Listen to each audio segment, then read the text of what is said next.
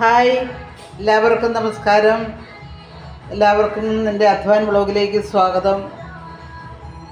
ഇന്ന് രാവിലത്തെ ആഹാരം ഒന്ന് കാണിക്കാമെന്ന് വെച്ചു.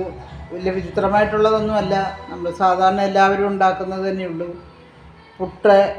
പുട്ടാണ് ഇന്നത്തെ ആഹാരം.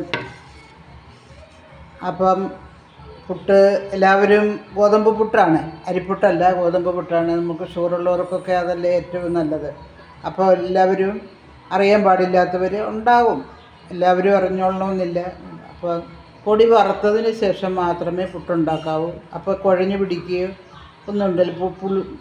ഇത് പൊടി നനയ്ക്കുന്ന സമയത്ത് വെറും പച്ചവെള്ളം മാത്രം ഉപയോഗിച്ചാൽ മതി.